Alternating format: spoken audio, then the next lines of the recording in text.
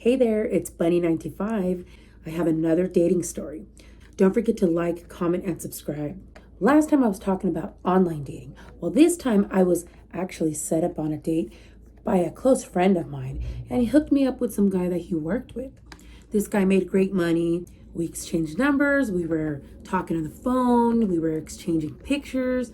Okay, he had nice. Just decided to double date. So my friend, he knew that I had just gotten out of a serious relationship, and I was very heartbroken. Completely safe because I was with my guy friend and he was with this girl.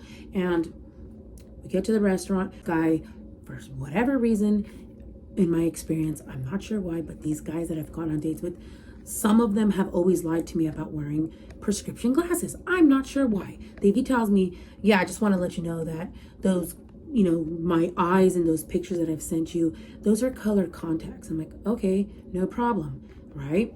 So then we start talking about work, and I'm telling him about my day in the salon because I'm a hairstylist. He's telling me about his day, and I was so bored. This guy was so vain, just really into himself. He wasn't a bad looking guy. He was good looking, tall. He's just talking about how many cars he has, about how he plucks his eyebrows every 2 weeks. He loves the perfect shape of his eyebrows. And he was just kind of talking about his beauty routine. And I was just feeling a little like, hey, I'm the licensed cosmetologist here. This guy's trying to give me some beauty tips. Or he pulls out some chapstick and he's just like, yeah, I like to keep my lips very nice and soft and moist. Food gets there. I'm just looking at my friend across the table like, what is this? And him, they're just like goofing off on their phones, texting each other. I think they were playing some type of game. I'm just so fed up with this date. And I'm just looking at my friend like, I can't believe this. Like, you know that I just got out of this serious relationship. You're trying to have me go back into the field. And this is the type of guy you're setting me up here with. You guys are on the date, not me. It's not. And I'm like, I'm not going to waste any time. I'm not feeling this. So I told the waitress, like, hey, I would like to check and a box, please, for my food to go. And I was just so fed up. And I'm like, you know what? I got it. I got the tab. I'm paying for everybody's meal. I'm getting out of here. So my friend's like, wait, where are you going? I'm like, I gotta go. I was raised very old school. My father always, if a man's interested in you, he's going to take you on the date. He's going to approach you. He's going to make it happen. A man is always going to pay when he wants to spend time with you. Well, this time I was just fed up and I don't care. I just paid the whole bill. The guy didn't say anything. He didn't reach for his wallet. And I was like, no, that's another red flag. This guy talked about it. But this is how I like to be treated. And he's like, yeah, I'm a gentleman and I always pay. So by this time, I just paid the bill. I got up and I left. I was so pissed off. And when I got home, I was just crying. And I just felt like, oh my gosh, I felt humiliated.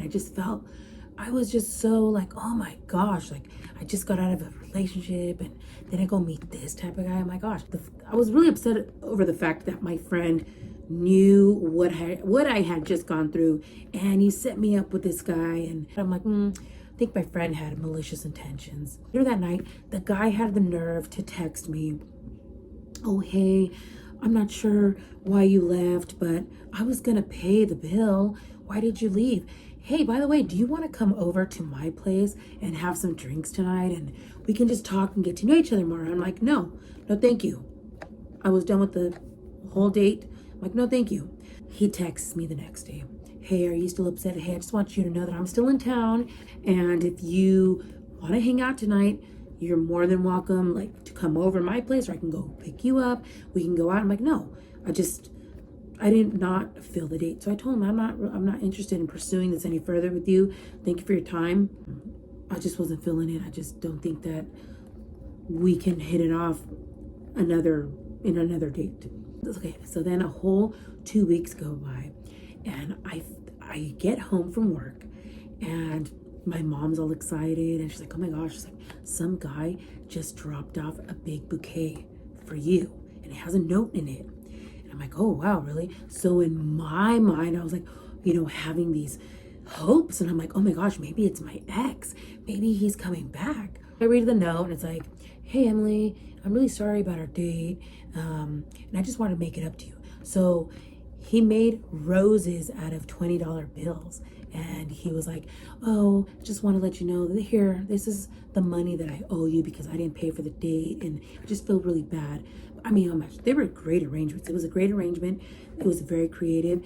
I had never seen anything like that, but they were cool roses. However, it was very sweet and I appreciated it. But again, my hopes were just shattered because it wasn't the ex. That was my experience with that date. So I didn't want to leave this guy on. I just was straight up with him. He called me the next week and was like, oh, do you want to go to a bonfire? I'm so sorry about the date. No, it's fine. I'm not interested. Thank you so much. That was one of the worst dates that I was on because I've never paid on a date. The men have always paid my way. That's how it should be. Those are just my beliefs.